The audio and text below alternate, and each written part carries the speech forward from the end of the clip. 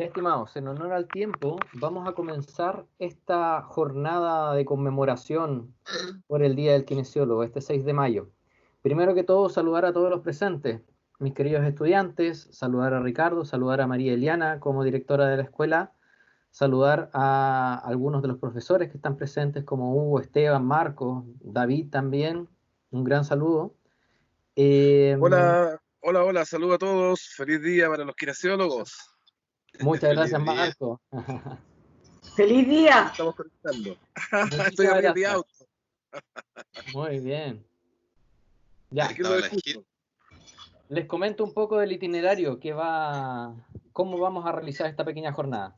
Primero vamos a dar unas pequeñas palabras de bienvenida. Vamos a partir con María Eliana, que nos tiene un pequeño saludo de parte de la escuela, y de ahí vamos a ir directamente a la ponencia principal, que es la ponencia de Ricardo Guzmán, colega kinesiólogo, magíster, especialista en biomecánica del Instituto Traumatológico de Santiago de Chile, quien nos va a exponer la presentación que estamos viendo a continuación, ¿ya? Y de ahí en una segunda parte vamos a pasar a un pequeño conversatorio donde vamos a ver las diferentes realidades que está viviendo la kinesiología propuesta por varios de los colegas que estamos presentes y de ahí ver también parte del futuro que tiene la kinesiología.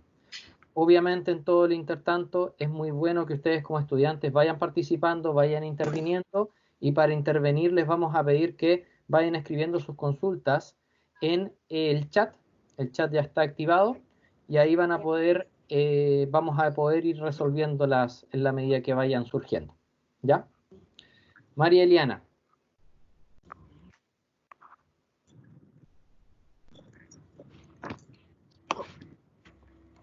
Hola, muy buenas tardes. Disculpen, pero mi aleteo es porque estoy en mi casa, en el comedor de mi hogar, me imagino como muchos de ustedes,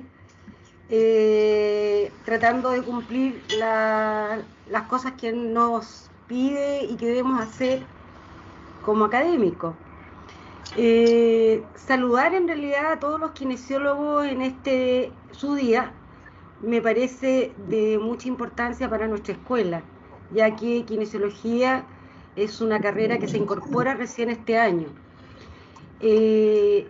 Yo soy enfermera, por lo tanto conozco el trabajo de los kinesiólogos, especialmente el trabajo en el hospital y también en la atención primaria de salud.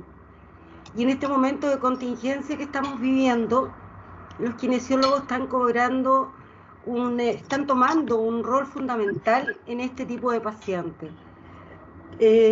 Así que un saludo muy grande a los kinesiólogos que están trabajando y operando en los distintos hospitales y centros de hospitalización y también en la atención primaria.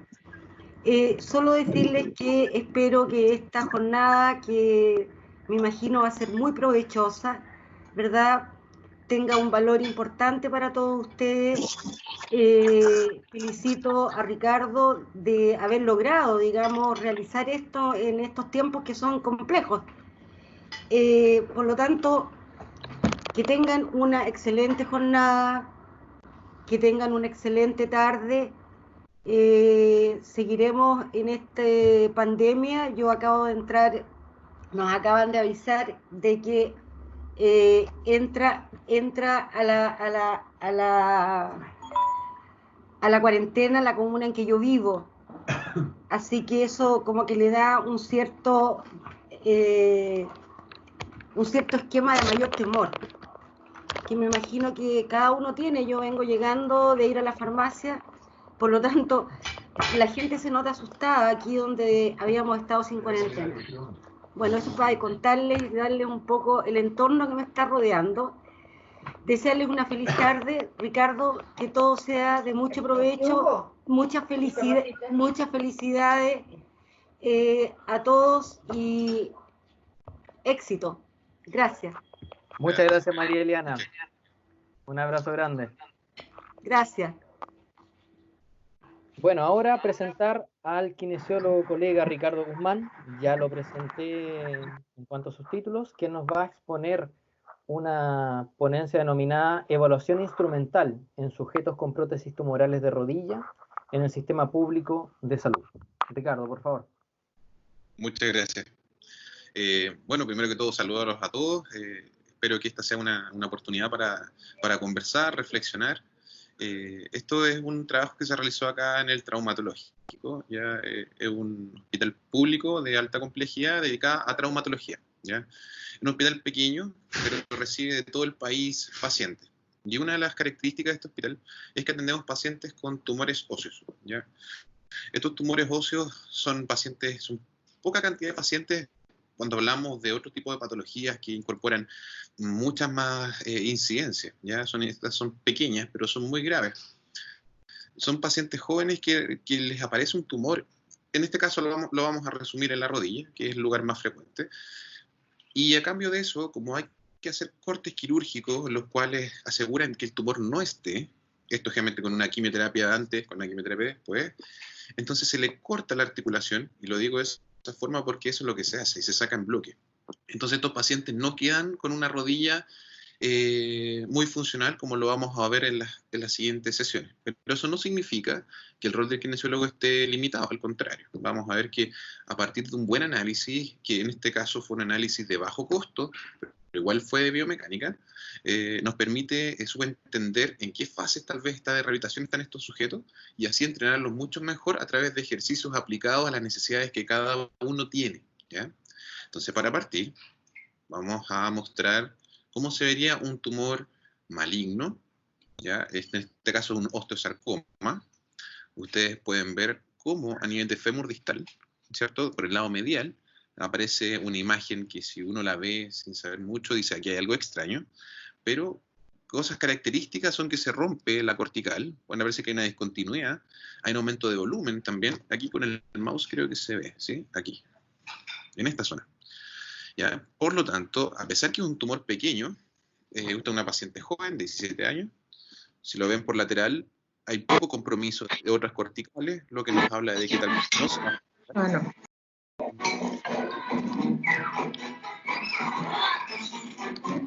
Pequeño, y después va a recibir quimioterapia después que se hace la cirugía y le coloquen la prótesis. Entonces, este es el fragmento que se toma en la radiografía después de realizar la cirugía, y aquí vamos a mostrar unas fotos para que sea mucho más claro. Ahí con el profesor Hugo, que les pasa anatomía, pueden reconocer ciertas estructuras. No estamos generalmente, los kinesiólogos están acostumbrados a ver las piezas reales, por lo tanto siempre es interesante, me pareció que sería bueno que lo vean. Van a reconocer las estructuras que ustedes están estudiando. Y aquí por una vista lateral pueden ver cómo está la prótesis, ¿ya? Esta prótesis también la vamos a mostrar a profundidad. Pero lo que tienen que entender es que es una bisagra, como una puerta, ¿ya? Y tiene un grado de rotación acá en la zona inferior para evitar que se afloje esta prótesis. Pero aún así es una biomecánica que no es la ideal y tampoco es la propia de la rodilla. Entonces esto genera bastantes limitaciones. Por otro lado, tenemos un tumor grande. El tumor va a generar inflamación, dolor, aumento de volumen, muchas señales que van a inhibir todo el funcionamiento muscular. Y aquí no se queden solamente con la fuerza. La fuerza es una característica. Tenemos todo lo que es la coordinación muscular, ¿cierto? La coordinación articular. Y eso se hace trabajando. Después de esta cirugía tan grande, todo queda alterado. Imaginémonos muchos receptores, muchos sensores en nuestro cuerpo, todos estos sensores gatillando información que no estaban acostumbrados, que antes sensaban 5 y ahora sensan 10. Entonces hay una posición en el control motor o el reposicionamiento de la articulación. Entonces esto es para que ustedes vean que es bastante cruento. Los músculos están encima de la prótesis, algunos se insertan a la prótesis dependiendo del nivel del tumor. Entonces es muy invasivo. Y recuerden que está la quimioterapia antes y después. Entonces, acá tenemos la prótesis. Esta es una prótesis antigua, es brasileña. Hay de varios costos. Ahora estamos colocando una alemana, que es como la última. Esta que es antigua es esquemáticamente similar a las otras. Acá está la bisagra, ya acá está el polietileno, que funciona como menisco, y en la situación inferior también el polietileno, el cual rota. Esta rotación que se genera acá impide que cuando se generen torques o rotación de la tibia o del fémur tiendan a aflojar el vástago. Ya, antiguamente esto era con el vástago, eso va dentro del hueso, lo van a ver también, iba con cemento, ahora no. Ahora desde el año pasado se empezó a colocar no cementado, que fue el salto que ocurrieron en las prótesis de cadera que algunos colegas recordarán antes, que también se decía que era cementado, después se pasó al no cementado, y ahí se empezó a agarrar confianza. Esto fue lo mismo, en tumores fue un poco más lento, con alta razón, los huesos de repente están de muy mala calidad. Bueno, lo que ustedes pueden ver es que estas piezas se desarman, ¿ya? Y esto permite que el traumatólogo decida si el tumor es más grande en esta zona, colocar más piezas tal como un Lego, ¿ya? Tanto arriba o abajo. Acá tienen esta prótesis. Ahora, en el mismo paciente que vimos al principio, pero está operado, están los módulos, como ven aquí se alargó para que conectara mucho mejor el fémur. Y acá, como el tumor no estaba en tibia, se mantiene bastante bien y está cementado, ¿sí? Y aquí ustedes ven el eje que hace que rote esto acá arriba respecto a la tibia, simulando un poco lo que es una rodilla normal, que cuando ustedes ven una anatomía ya, yo creo que ya entienden un poco la mecánica de la rodilla, pero en biomecánica lo van a ver a mayor profundidad. Entonces aquí radica el problema. Ya, acá tenemos nuestro paciente, esto es del 22 del 8 del 2016, ven la radiografía, sin ser experto tenemos que fijarnos en las corticales, que se ven bien alineadas, el cemento bien posicionado, se ve un poco distinto, pero es una imagen relativamente normal, y acá también. Entonces, quedémonos con eso, está bien puesta la prótesis, lo operaron, hizo su quimioterapia, deberíamos ir todo bien, ¿sí? Ahí está otra imagen más, y otra imagen más, se ve bien. ¿Qué es lo que dice la literatura respecto a estos pacientes? Dicen que las mayores alteraciones funcionales se dan tanto en la funcionalidad, y hay varios scores, después está la calidad de vida, que nos interesa cómo vive este sujeto, no solamente lo que puede hacer, que sería lo funcional, el rango articular, que está relacionado justamente a las cosas que tú puedes realizar. Si la rodilla no se dobla más allá de 45 grados, no te podrías agachar, o te costaría, por ejemplo, subirte al bus o al auto. Entonces, el rango articular de esta articulación es importante. La fuerza, también reportan que hay niveles de fuerza muy disminuidos, y es porque una cirugía tan grande, está el tumor, como les conté antes, entonces el sujeto no va a tener fuerza. Y finalmente está la marcha, y la literatura científica en este caso, a pesar que es escasa por ser un tumor poco frecuente, pero el más frecuente de su estilo, nos muestra que hay muchas alteraciones en la marcha. Considerando que la marcha implicaría en la condición funcional del sujeto y afecta a todas estas aristas, decidimos en esta presentación enfocarnos principalmente en lo que es marcha. Ya hicimos otro estudio con otras características, pero creo que esto es lo más relevante. Entonces, aquí mostramos nuestro modelo. No teníamos dinero, somos un hospital público, no hay fondos para hacer nada, entonces esto fue con intención propia y con algunos colegas. Diseñamos este sistema en el techo, ¿cierto? Con correderas, con sujeciones por si el paciente se cae. Hicimos pelotas de Plumavit, ¿sí? Que son las que están acá, perdón, no sé, las que están aquí.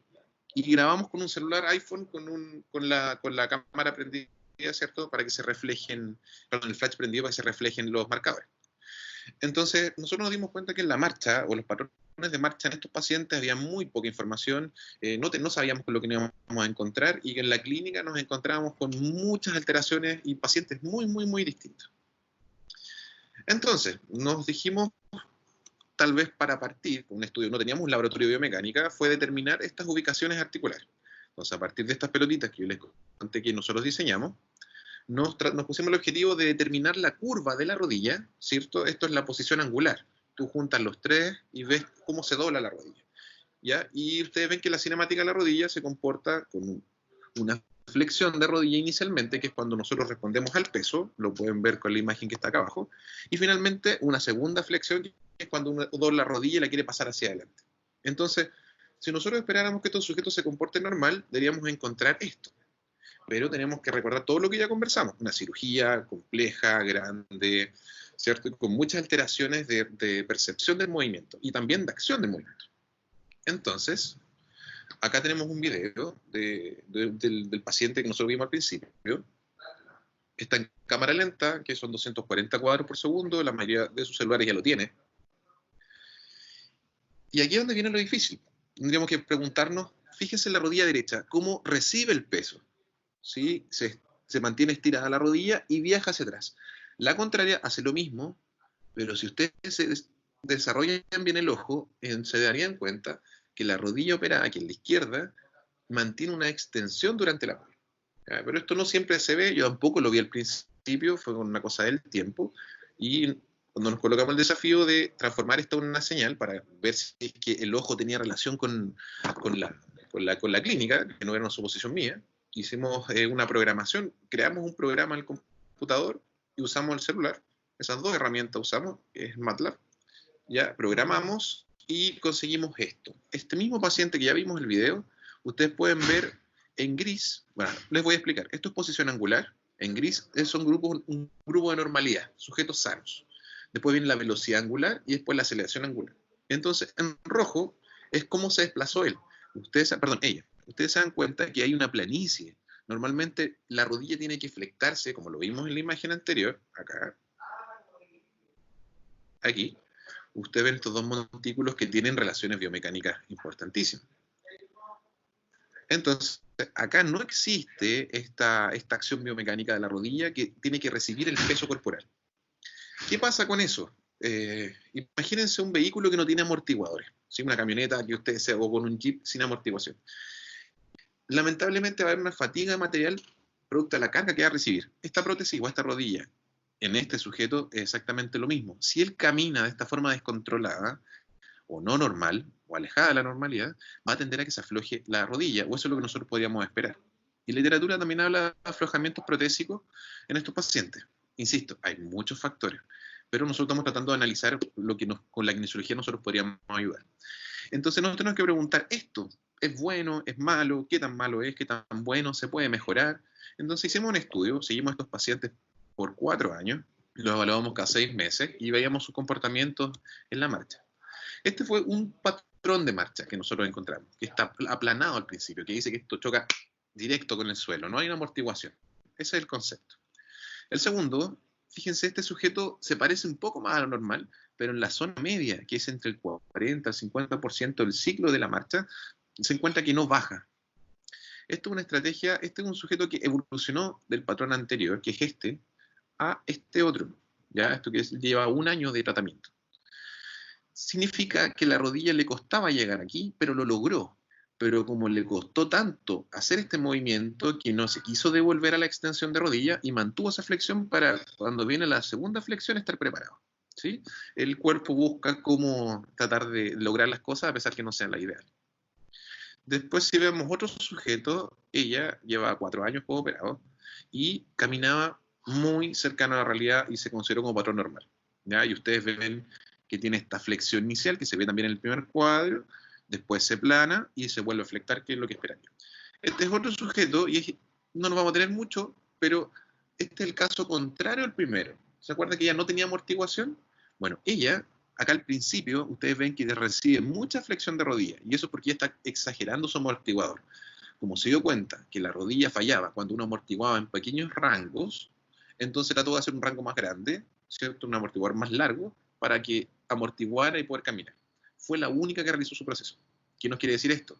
Cada sujeto es distinto, cada sujeto va a buscar una estrategia. Igual como usted en su casa, cuando tiene un problema, va a buscar una estrategia para solucionarlo. El cuerpo le pasa exactamente igual. Acá tenemos otro, aquí no me voy a tener, es una lesión del nervio, por lo tanto hace que la marcha sea muy distinta. ¿Ya? Por el tiempo no lo vamos a debatir. Bueno, logramos estos 5 patrones de marcha que en la literatura no estaba descrito, bueno, por lo menos hasta esa fecha. Los dividimos en estas, pero lo más importante son las primeras 2 que les mencioné yo, porque correspondían al 75% de todos los sujetos, ¿ya? Y si ustedes recuerdan esta curva, lo que pasaba era que aquí está plano, o sea, no tenemos esta recepción del peso, entonces se vuelve el golpe directo. Y en el segundo grupo, logra asemejarse aquí a la primera curva, pero la zona 2 y 3, donde tiene que estirarse la rodilla, ¿cierto? Una extensión, no lo logra por bypasearse el sistema para tratar de hacerlo más fácil. Entonces el problema está en el apoyo de la marcha. Entonces, cuando queremos analizar las señales, acá es una forma gráfica de ver lo que les comentaba, significa que este sujeto tiene un problema del 60%, después que usted lo entrenó, puede llegar que el problema ocurra al medio de la curva y disminuya casi la mitad. ¿Cómo? Haciendo ejercicios que simularan la marcha, con flexiones de rodillas progresivas, con carga, sin carga, cinética abierta o cerrada. Tiene que recordar que esto tiene una redundancia motora, hay muchas formas de hacer las cosas, hay unas que son mejores que otras, y a medida que tú lo vas entrenando puedes acercarte a la mejor. Ya, Esto es para mostrar que se juntaron todas las señales de los pacientes, cada uno tenía algunas diferencias individuales, pero mantenían un patrón característico. Se promedió eso, y ustedes pueden ver cómo está esta planicie muy clara al principio y la segunda curva, ¿sí? Después, el segundo grupo, también lo mismo, muchas señales, pero todas con una geometría parecida que es ascendente respecto a la anterior, que era plana. Al sacar el promedio, también vemos que hay una ascendencia de la señal, por lo tanto, nos ratifica que eso es distinto al normal. Aquí les muestro las dos. El color rojo son los sujetos normales, ¿ya? Y en azul, los pacientes de un grupo versus el otro grupo. Se dan cuenta, acá está la planicie y acá está el ascenso. También hay más parámetros, hay más cosas que uno puede analizar, pero por la presentación nos vamos a quedar con el movimiento angular. ¿Ya? Aquí está la velocidad angular, la aceleración angular, que también nos hablan del control del movimiento.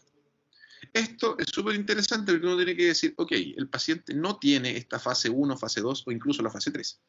¿Por qué razón no lo hace? Si nos vemos a la electromiografía, que nos dice qué músculos se activan durante la marcha, nos habla que el cuádriceps en general se activa de forma excéntrica en su fase inicial, ¿sí? Entre los 0 y los 15 grados aproximadamente, ¿sí? Entre los 0 y los 15 grados aproximadamente al principio.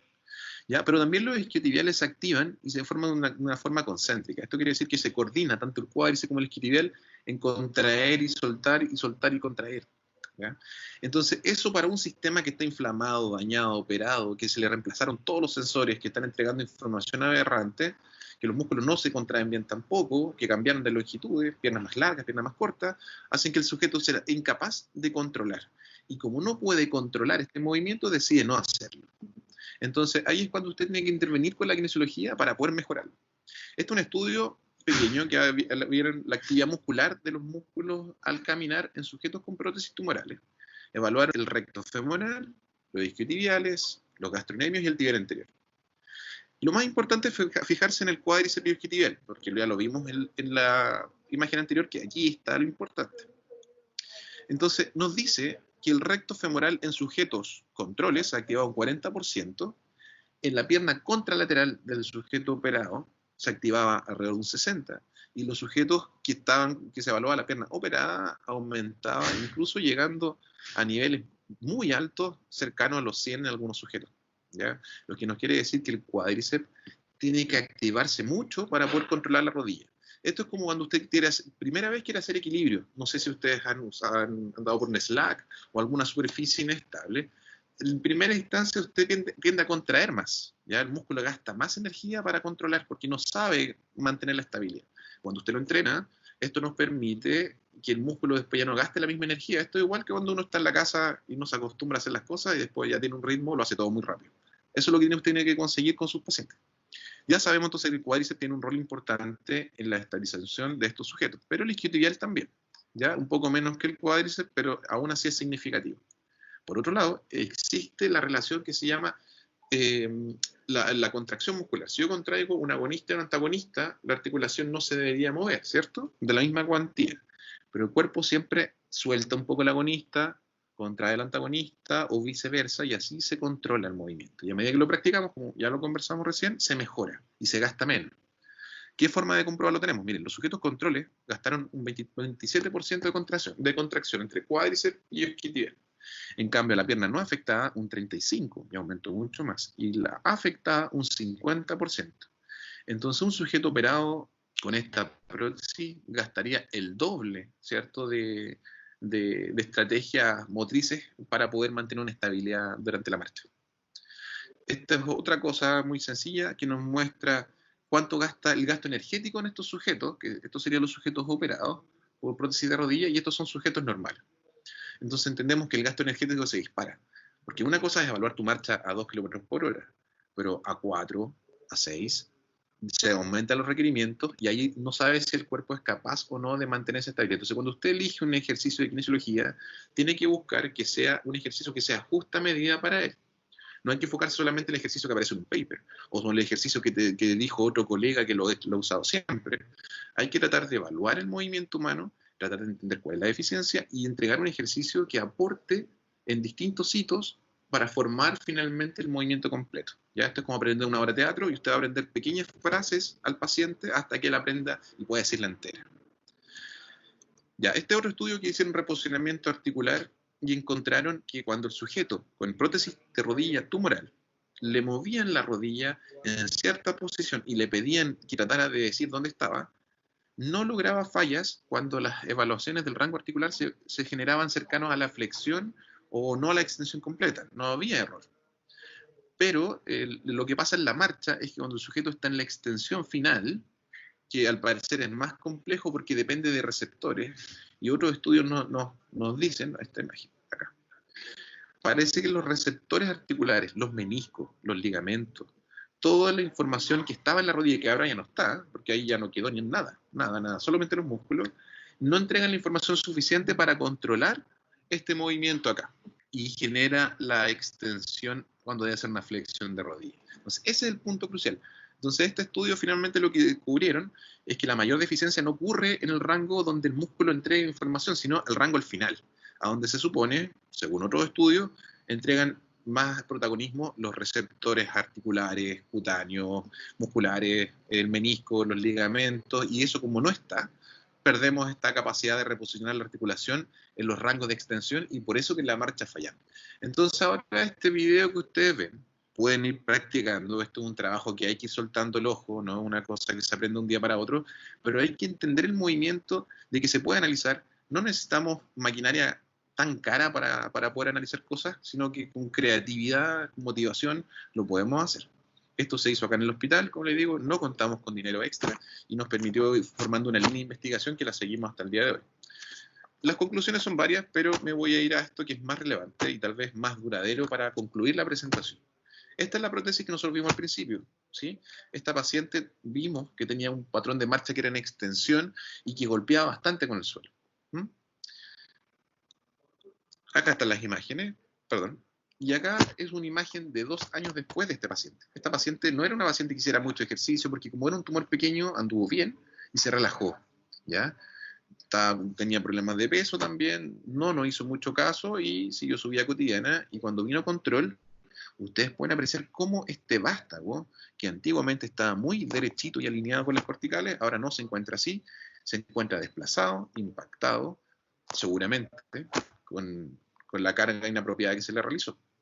Más que mal, el hueso no está hecho para soportar esta carga, por eso que tiene otra estructura, pero nosotros buscamos una forma de reemplazarla. Y este reemplazo, en ciertas condiciones, fíjense cómo está bombado ahí la cortical, no es la mejor. Entonces, aparte de tener una geometría ya extraña, tienes que enseñarle a todos los componentes de lo que queda. Lo entretenido y lo bueno y lo alentador de esto es que se puede, ¿ya? Todo depende de su evaluación, que sea una evaluación del movimiento humano, que le permita tomar las decisiones acertadas. Si usted toma decisiones acertadas, va a gastar menos tiempo tal vez en tratar a su paciente. De repente, cuando uno no sabe, también pasa como la experiencia clínica al principio, uno quiere realizar todos los ejercicios. Y hay veces que no hacer más es lo que conviene, sino hacer menos, pero más preciso. Así que bueno, con esa imagen que se aprecia el aflojamiento protésico, doy por terminada la presentación. Muchas gracias. Gracias a ti, Ricardo. Excelente presentación, muy interesante. Ahora vamos a dar paso a una pequeña ronda de preguntas. No sé si alguien tiene alguna pregunta. Si quiere hacerla viva voz o quiere escribirla en el chat.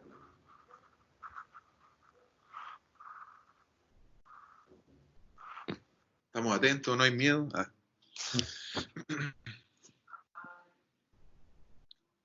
Yo tengo una pregunta, no sé si viene en un 100% del tema. Don Álvaro, preséntese. Bueno, sí. Álvaro Arana, de Kinesiología, primer año. ¿Ya? Muchas gracias, coméntenos. El tema es que, por ejemplo, con la escoliosis, ¿se haría un tratamiento parecido, igual o cómo? Todo depende, insisto, escoliosis es un título, ¿ya? Un título que puede tener un paciente, pero no sabemos en qué grado, en qué zona. Tú tienes que evaluar, hay varias formas, desde meter las manos y tratar de sentir la musculatura que está contracturada, la que está limitada, para tratar de entender cómo hacerlo. No hay una receta que sea para pacientes particulares, ¿ya? Va a depender hacia dónde está rotado, cuánto tiempo lleva estos acortamientos, qué grado de escoliosis hay y si esto afecta la cotidianidad, ¿ya? Entonces, es una respuesta difícil, pero yo recomendaría como decía al principio, en centrarte en analizar qué es lo que está afectando. Primero se recomienda partir de qué es lo que siente el paciente, que te narre la historia, para que tú vayas pensando, ya sabiendo la patología del paciente, qué cosas podría estar afectado o qué no. Entonces uno va a evaluar, busca eso, y después de encontrar realmente lo que falla, haces los ejercicios oportunos para ello. Entonces, no es una respuesta que digo que te pueda responder así tan al vuelo. Habría que tener más antecedentes puntuales. Pero el concepto es el mismo. Hay que analizar el movimiento para poder tratar. Muchas gracias. Estaba hablando con el micrófono apagado. Suele ocurrir esto en estas presentaciones. ¿Alguna otra pregunta que tengan? No tengan miedo de preguntar. La idea es conversar, nadie va a poner acá dudas, así que relajen, aprovechen de preguntar. Especialmente los alumnos que están recién partiendo esta carrera, hay muchas cosas todavía que tienen que aprender.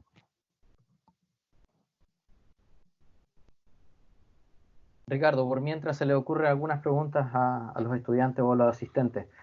Mira, súper interesante la presentación. Me llamó mucho la atención el tema de la falta de información propioceptiva que estaban demostrando estos pacientes y tiene mucho que ver con el reemplazo que sufrieron. Ahora, en otro tipo de patologías, como por ejemplo el reemplazo del ligamento cruzado anterior, también se ven estas alteraciones propioceptivas, pero con el tiempo se va viendo una mejora que es relativa, que demora mucho tiempo, etcétera.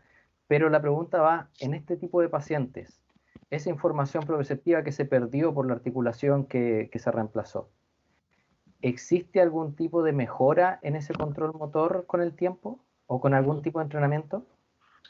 Perfecto. Eso es lo más interesante tal vez de todo esto. Es que estos patrones que se detectaron, que fueron distintos estilos de marcha, ¿cierto? Con distintos ejercicios encontraron distintas respuestas. Y estos patrones de marcha que fueron muy alterados inicial, que aparecían en el 60% del ciclo con falla, después de entrenar, como digo, descomponiendo el movimiento de la marcha, generando ejercicios mucho más fáciles de forma de después ir juntándolos de a poco, lográbamos que el sujeto realizara esta recepción de la carga y finalmente hacer un movimiento que se parecía normal. Lo que nosotros encontramos, como evaluamos cada 6 meses, que cada 6 meses se generan los cambios. Pero la literatura científica lo dice, que en 2 semanas de hacer cualquier ejercicio, tú ya puedes hacer un cambio no a nivel de ganancia de masa muscular, sino de fuerza y de control a partir de la coordinación del músculo, cómo se contrae. Entonces, cuando nosotros queremos mejorar la coordinación entre el músculo, entre los músculos, entre las articulaciones y entre otros segmentos, obviamente que para algunos sujetos la plasticidad es mucho mejor que para otros. Entonces hay algunos que son muy lentos en avanzar, como no avanzan, como otros sí lo logran avanzar. Y ahí este estudio por lo menos a los 6 meses mostró cambios importantísimos, o sea, de un 60% de alteración a un 30%. Entonces lo que hay que dejar aquí claro es que el ejercicio terapéutico es una estrategia que no hay que enfocarse en la fuerza como ocurría a veces antes. Yo también lo viví, siempre se hablaba del médico que te dice gana fuerza, gana fuerza, gana fuerza. Y la fuerza puede ser un resultado final de muchas cosas. Es más importante la coordinación, porque ahí se nota la falla. Entonces, ¿alguna otra pregunta?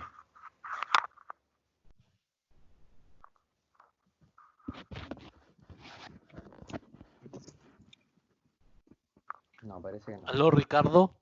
David, hola, ¿cómo estás, David? Oye, qué bueno que se escucha porque yo tengo problemas de audio. Pero muy interesante, Ricardo. Felicitaciones por la muy buena presentación. Veo que hay mucho progreso de la última vez que nos vimos. Y eso habla muy bien del Instituto Traumatológico y tu trabajo también allí con el especialista en biomecánica y parte del equipo. Ricardo, la pregunta es, ¿cómo ves tú el futuro de la kinesiología en el área traumatológica en casos como este? Es decir, cuando estamos frente a patologías complejas que requieren reemplazo y posiblemente en el futuro tendremos prótesis mucho más complejas que esta, vamos a ir a la biónica con mayor seguridad. Entonces, ¿cómo lo ves tú? Mira, yo creo que hay varios aspectos, pero del mundo de la kinesiología, el que existan más herramientas que antiguamente no estaban disponibles, ejemplo, agarrar un teléfono celular o lo que todos tenemos es un artefacto que está lleno de sensores por todos lados. Sensores que nosotros podemos adaptar para el movimiento humano. Esos mismos sensores hace unos años atrás era imposible adquirirlos. Entonces, con este avance tecnológico, y no me refiero solo al celular, sino a cualquier otro, nos da la oportunidad de ver lo que nosotros creíamos que veíamos o que directamente no veíamos. Nos da más información. Igual que la rodilla de estos pacientes tumorales que funcionan mejor con más información, nosotros también. Por lo tanto, cuando los kinesiólogos permitan tener mayor análisis del movimiento y entender qué es lo que está fallando, las recuperaciones van a ser mejores y vamos a estar más adaptados a nuevas prótesis con más tecnología porque vamos a saber qué van a necesitar.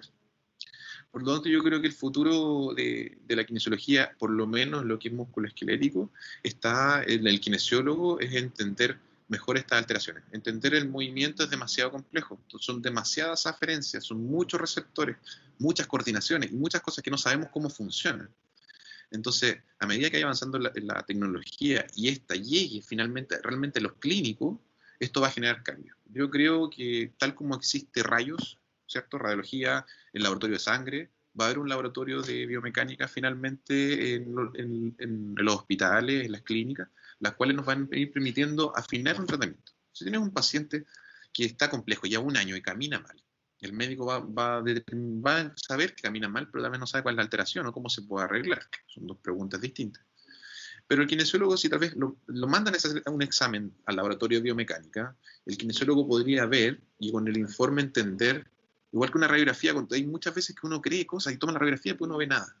Entonces, este examen del movimiento humano nos va a permitir también tomar decisiones mejores y finalmente entender lo que estamos haciendo y lo que queremos conseguir. Entonces, yo creo que por más información que tengamos, va a ser mejor. Y esa información hay que evitar que las cosas son demasiado caras e imposibles. Todo se puede hacer, hay ciertas limitaciones para algunas cosas, pero se puede. Ya está abierto y hay que solamente investigar y tirar para arriba. Muchas gracias, Ricardo. ¿Alguna otra pregunta? A los laboratorios de mecánica en el pregrado. Sabemos que son importantes en el posgrado, pero ¿qué importancia tú le das el esfuerzo que hacen las entidades formadoras de educación superior para intentar darle al alumno un background que le permita en el futuro seguir profundizando sus conocimientos y competencias en investigación precisamente en estas ciencias del movimiento y biomecánica? Bueno, eso yo creo que es un paso fundamental. He tenido oportunidad de pasar por varias universidades, algunas con nulo equipamiento, otras con más equipamiento, pero siendo súper sincero, todas las ideas que yo traté de fomentar una evaluación de bajo costo fue porque en la universidad tuve la oportunidad de ver el impacto, la importancia y la información que me entregaba un análisis serio. Yo en el tiempo que estuve en la universidad era un sistema mucho más rudimentario, pero eso también me ayudó a entender la lógica de esto y así implementarlo en la clínica. Entonces yo creo que nosotros, o la universidad en general, tiene que ser una entidad que nos permita conocer, ojalá, de todo el universo de lo que existe. Por lo tanto, tener laboratorios que van hacia el futuro son fundamentales para poder entender cómo funciona, para que después el alumno pueda progresar tal vez en esa área si él lo quiere, o si de repente le llega un informe de un paciente, de un análisis de marcha, él lo puede leer. Hubo un colega que hacía exámenes hace mucho tiempo ya de análisis de movimiento al principio y mandaba un informe de 4 hojas. Excelente informe, de verdad muy bueno. Yo lo leí y dije excelente. Pero ¿cuál es el problema? Nadie lo entendía, nadie. Ni los kinesiólogos, ni el médico, solamente él. Entonces, eso era porque no había un lenguaje igual. Cuando nosotros conocemos estos laboratorios y la universidad se permite meter la mano en el bolsillo para que se genere este progreso tecnológico, obviamente que nos va a dar más oportunidad a los alumnos de que tengan más herramientas en el futuro. Así que yo creo que ese es como lo fundamental. Excelente, muchas gracias, Ricardo. De nada. Ya, ¿alguna otra pregunta de los asistentes? Si no, para pasar a la segunda parte.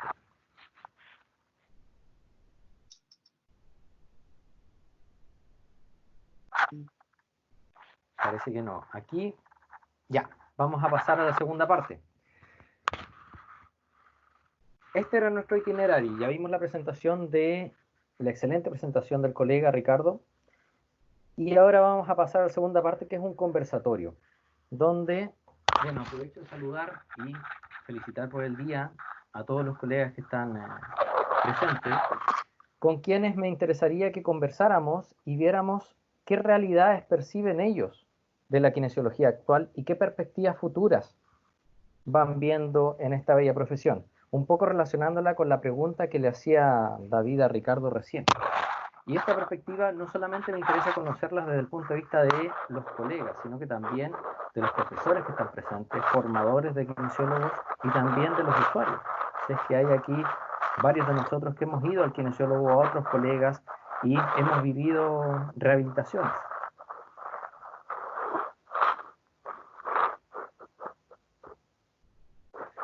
David, ahí no sé si tú quieres partir y comentarnos algo de tu experiencia.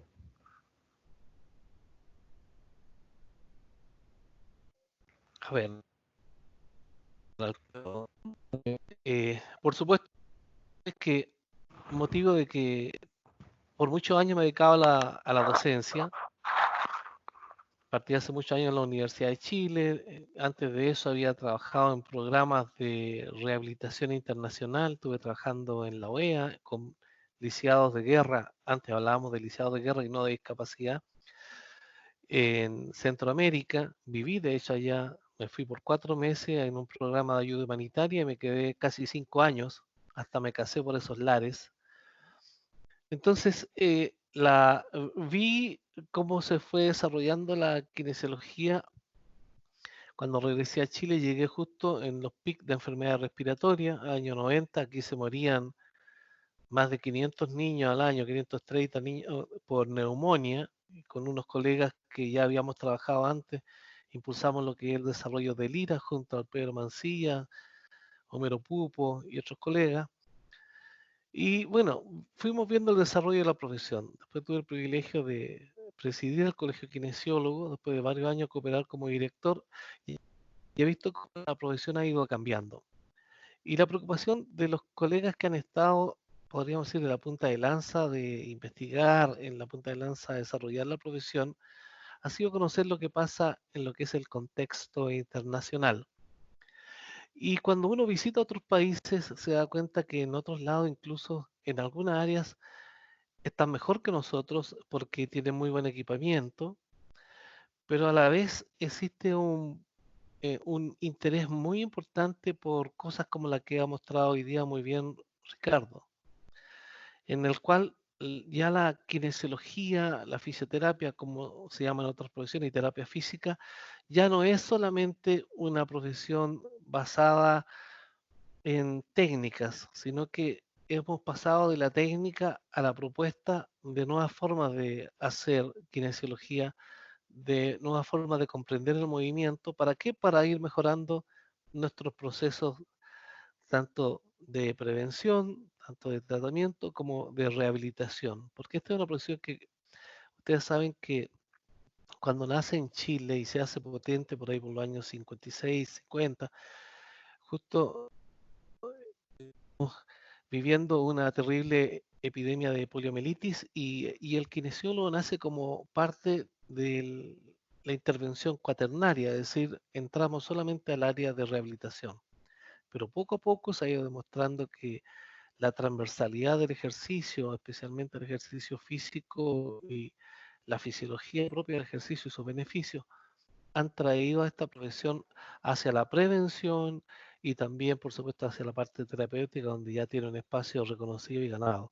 Por lo tanto, todo esto que estamos viendo que está sucediendo con el avance tecnológico, donde además las tecnologías son cada vez más asequibles y son más económicas, también nos exige como profesión ponernos al día e intentar hacer que parte de esas innovaciones tecnológicas sean parte de la profesión. Por eso celebro, por eso de verdad el saludo a mi colega exalumno Ricardo de la Universidad Santo Tomás, porque es lo que uno quería, es decir, ves que los colegas van creciendo y van creciendo en esta línea de investigación, pero al mismo tiempo haciendo aportes. No es el primero que hago con él, ¿eh? Alguna vez yo hicimos algunas cosas juntos muy interesantes también en la parte de ultrasonido. Entonces, sí, entonces vamos viendo cómo esto va va creciendo y vemos que la progresión cada vez se hace más compleja, por eso que la realidad de la kinesiología parte desde el pregrado, instando a las universidades y a los formadores, al equipo docente, a comprometerse al desarrollo tecnológico, a la innovación tecnológica, e ir mirando un poco lo que viene, porque lo más probable, tal como decía Ricardo, mañana vamos a manejar muchas cosas desde una tablet, de un celular, y vamos a hacer telekinesiología, porque hay muchas cosas que sí se pueden hacer ya desde hoy. Hoy día, por ejemplo, yo tengo 4 salas acá y muchas cosas las manejo con los colegas y las podría perfectamente manejar a distancia dentro de una red cerrada, pero eso se puede hacer mucho más a distancia, como es la teleradiografía hoy día, y también podemos hacer algunas acciones terapéuticas y intervenciones tipo telekinesiología. Esa es una parte, y lo otro es incorporando todo el desarrollo de la biónica y mecatrónica, que hoy día son parte de la realidad de los países afuera, y están apareciendo sistemas de medición que ya son sin cables, que ya son totalmente wireless y que pueden tener una autonomía de movimiento de 200 metros y estudiar el movimiento prácticamente libre y hacer tareas muy complejas, y cada vez ir comprendiendo su sistema y hacerlos más comprensibles para el resto, incluso para nosotros mismos, especialmente para el resto del equipo de salud que interactúa con nosotros. Me pareció muy, muy relevante lo que acaba de mencionar Ricardo, claro, porque tampoco se trata que nos hagamos tan complejo de tal manera que nadie nos entiende. No, la idea es al contrario, hacer que esta tecnología que vamos agregando a la profesión cada vez sea más comprendida por el resto para que sea solicitada, y porque va a ser de mucho beneficio para nuestra acción y también para la imagen de este profesional que cada día demuestra que su complejidad obedece a su formación. Ese es un desafío.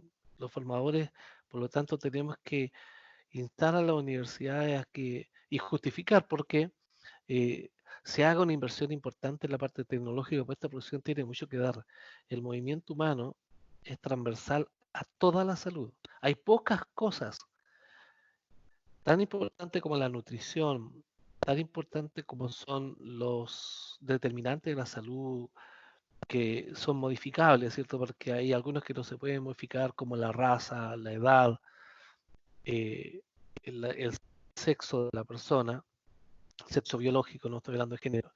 Eh, eso es tan importante como un problema determinante que no podemos modificar, pero sí podemos modificar la actividad física, y la actividad física influye en toda la fisiología y por supuesto en la salud del ser humano. Entonces aquí hay un gran espacio para la kinesiología, toda vez que es muy amplia, basando su puesta en escena a partir de la ciencia del movimiento. Así que felicito que la jornada haya sido centrada con este tipo de presentación, que está muy interesante, pero además que nos abre el espacio para soñar. Eso, Ricardo. Muchas gracias, David. ¿Alguien que quiera compartirnos lo que piensa sobre las preguntas planteadas? Que están callados, chicos. Ricardo, hola, ¿cómo estás? Hola, Bien, bien, ¿y bien. tú? Hola, chicos, o sea, hola, chicos, disculpen. Profesores, ¿cómo están? Carlos, bienvenido. Primero, sí, gracias. Me conecté un poco más tarde, venía de una reunión, pero quería manifestarles que para mí, que no soy kinesiólogo, pero los felicito en su día, siempre ha sido un agrado trabajar con ustedes. Entonces, es grato también compartir en esta reunión y poder escucharlos y entender cómo la kinesiología ha ido creciendo, y de hecho se puede hacer mucha ciencia desde la kinesiología. Creo que son cosas importantes que podemos utilizar, ¿cierto?, para hacer crecer también la carrera de la universidad. Eso. Feliz día, Muy- estimados colegas. Muchas Muchas gracias, gracias. Carlos. Muchísimas gracias. Un poco aprovechándome de la intervención de Carlos, también para los colegas. Estimados colegas, ¿qué ven para el futuro de la kinesiología? ¿Qué área ustedes creen que eh, se va a desarrollar más en el futuro que no se ha desarrollado actualmente? ¿Para dónde creen que tenemos que colocar las fichas formando a nuestros estudiantes? Ricardo, Cuéntame. Rodrigo. Ricardo. Sí, hola, ¿cómo están? Bien, Hola. bien. Mira, escuché un poco lo que dijo David, muy buena la presentación del colega. Mira, respecto a la pregunta que tú planteas, hay varias aristas ahí que son bien interesantes. Yo ya llevo trabajando en atención primaria, por supuesto que tengo menos experiencia que David López en ese sentido. Sin embargo, tengo que decir que en el área musculoesquelética yo me he desarrollado con David López, la verdad, tengo que decirlo así. Una persona muy creativa, genera mucho conocimiento y, bueno, un maestro para mí, la verdad. Tengo que aprovechar esta oportunidad para poder decírselo en este pequeño congreso. Por otro lado, bueno, la atención primaria yo creo que es un área que se ha ido desarrollando en el tiempo. Ya yo llevo 10 años trabajando en APS y el kinesiólogo cada vez se ha insertado más, no solamente en la parte respiratoria que todos sabemos, ¿cierto? Los programas ERA y IRA, que ya hoy día ya están precapitados y están instalados dentro del sistema de atención primaria de salud, ya no son programas. Pero sí se está insertando bastante en el tema de la parte preventiva y promocional en el kinesiólogo ahí, junto con evaluaciones que antes hacía otro profesional se ha incorporado al kinesiólogo, ya que tiene herramientas evaluativas de la parte funcional por el tema de la curva, ¿cierto? Esta pirámide invertida que tenemos en el país de la intervención de las personas mayores. Y ahí podemos mencionar los programas, ¿cierto? El Más Adulto Mayor Autovalente, el Vida Sana, por ejemplo, donde ya se contrata kinesiólogos per esa área. Ya hay que no olvidar que la parte promocional y preventiva también es bien relevante dentro de las metas sanitarias que tiene el país. O sea, que yo creo que es un área bien potente que se está desarrollando actualmente. Yo trabajo muy poco, en verdad. Durante mi periodo de atención primaria siempre me dediqué a la parte respiratoria. Hice todos los cursos ERA, IRA, pasé por UCI, trabajé en esa área y después me fui desarrollando la parte musculoesquelética netamente con la formación con David López. Pero yo pienso que ese puede ser un nicho que se está abriendo bastante ya hace un tiempo atrás, ¿cierto? Con los programas también de la sala de RBC, haciendo actividades ya directamente promoción, ciertas actividades comunitarias que, cierto, van también dentro de la línea de la actividad del kinesiólogo de la atención primaria, ¿ya? Eso es como lo que podría dar yo como aporte. Muchas gracias, Rodrigo. De nada. ¿Qué opina el resto de los colegas? ¿Qué áreas creen que van a emerger en el futuro? ¿En qué tenemos que colocar nuestros esfuerzos? Ricardo, Bueno, yo creo que hay una que está presente muy rápido, ¿eh? La telemedicina, que ya que está dando en boga, a veces pensamos que se demoran más en llegar y con este empujón que tuvo la pandemia, creo que vamos a tener ahí un futuro actual muy interesante respecto a cómo realizarla. Yo creo que eso, la gestión pública como del kinesiólogo, que también antes no se recalcaba tanto, Sí. la fisiología del ejercicio, el análisis de movimiento, yo creo que serían como los grandes pilares que prometen como para el futuro, sin mi opinión personal. Muchas gracias, Ricardo. David, ¿ibas a comentar algo? Sí, mira, siempre hay oportunidades en salud. La salud es un área tan enorme del ser humano que van a abrirse espacios seguramente a partir de estos cambios tecnológicos. Y yo estos días, por ejemplo, le he estado echando un vistazo a la radiación ultravioleta tipo C.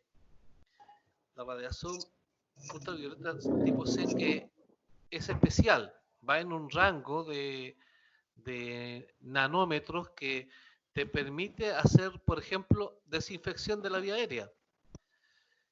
Y hoy día ya se crearon en el mundo, para otras cosas ya se crearon algunos diodos de láser que son posibles de introducir a la vía aérea por fibra óptica, y el kinesiólogo vive de la vía aérea, porque hoy día está siempre y en forma permanente, y así que pueden aparecer innovaciones que nos van a sorprender. En lo personal, he estado averiguando porque creo que ahí nuevamente uno puede ver las oportunidades que se presentan para esta linda profesión que es la kinesiología, que así como analiza el movimiento, para analizarlo y para hacer su desarrollo en el área de la terapéutica, por mucho tiempo se ha relacionado con todo lo que es la electromagnética. Y usamos cierto ultrasonido, usamos algunas terapias que son electroterapéuticas, pero también usamos todo lo que tiene que ver con el espectro electromagnético de la luz, desde el infrarrojo y a otras frecuencias que no son lumínicas, pero que tienen efectos terapéuticos. Y hoy día en ese espacio, en ese rango que está entre los 230, máximo 290 nanómetros de longitud de onda, hay un espacio donde el kinesiólogo podría reventar al coronavirus que nos está haciendo tanto daño. Así que, claro, pero hay que atreverse, a empezar a buscar la información, pero perfectamente pueden aparecer dispositivos que nos van a sorprender, que pueden ser autohigienizantes de la vía aérea. Yo, de hecho, les cuento así un anticipo. Estos días me he llevado horas y horas en consultas con algunas industrias que se dedican a esto, porque creo que ahí hay un espacio que no está explorado, y dentro de estos rangos de corriente electromagnética y también de radiaciones electromagnéticas se da el caso que estas no hacen daño a los tejidos, porque el problema de la radiación ultravioleta, que tanto hablamos de ella, que se puede usar para higienizar, no se puede usar directamente en la vía aérea, excepto en rangos que sean especiales, y los únicos que pueden utilizarse son los rayos ultravioleta, pero del tipo C, porque tenemos A, B y C, y los tipos C son aquellos que tienen esta longitud de onda que es tan especial y que es muy difícil encontrar un diodo láser para eso. Pero hoy día todo se puede, en una de esas se sorprenden y aparecemos con algo por ahí que puede ser una novedad. Estamos trabajando en eso. Muchas gracias, David. Eso es muy importante destacar.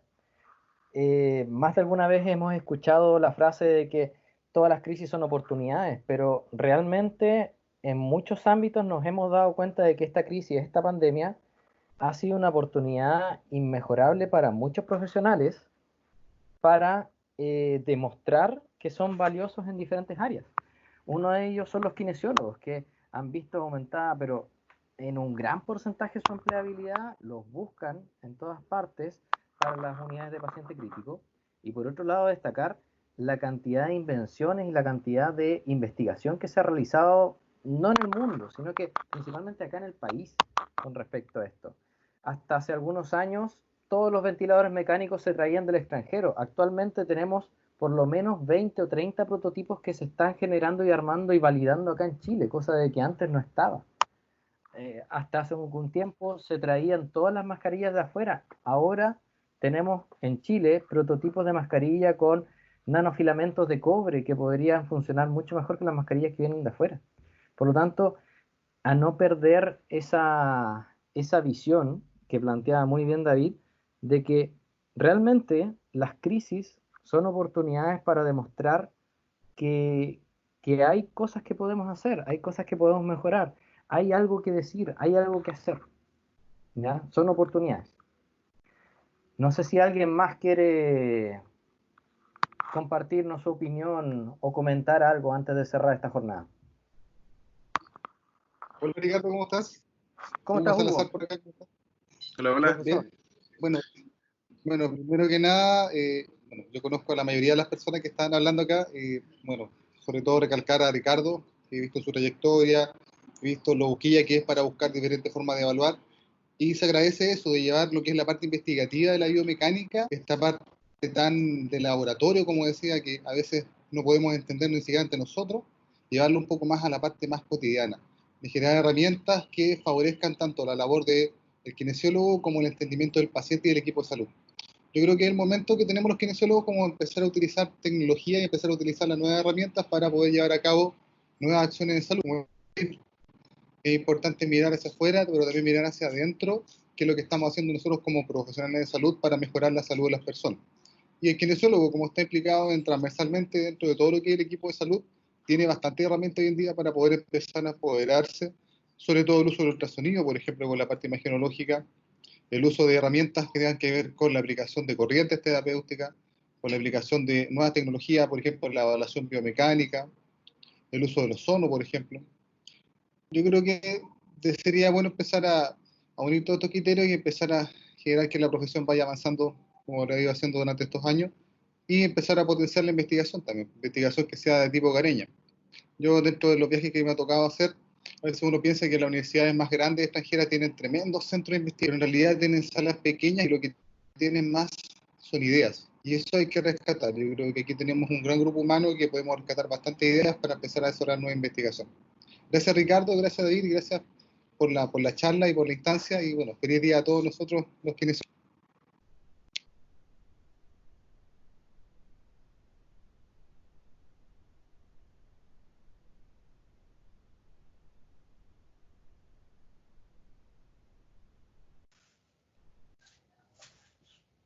La misma, bueno.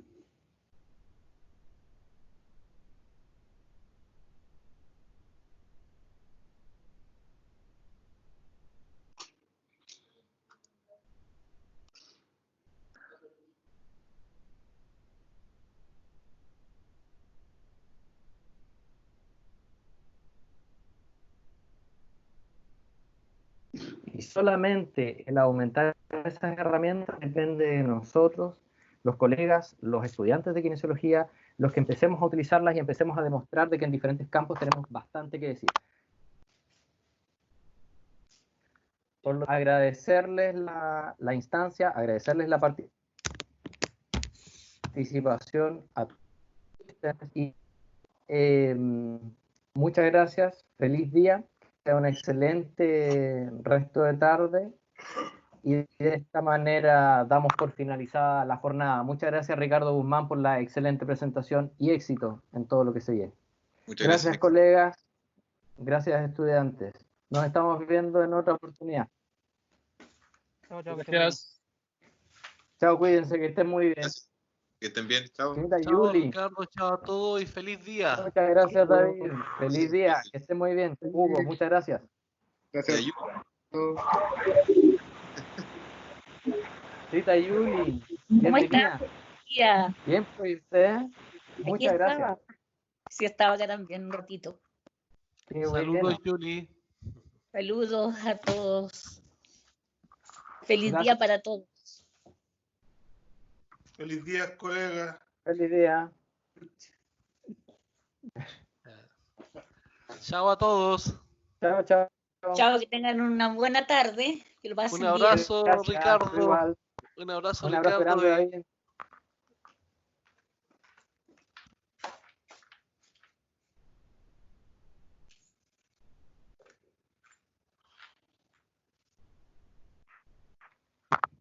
Chao, señorita Yuli, cuídese. Que esté muy bien. Don Usted también. Chao, Gonzalo, chao. que lo veo por atrás. Cuídese, Gonzalo. Cuídese, don Ricardo, que esté muy bien. Nos vemos. Igual. Chao, Muchas chao. gracias. Un abrazo. Chao, chao. Un abrazo grande. Chao. Chao.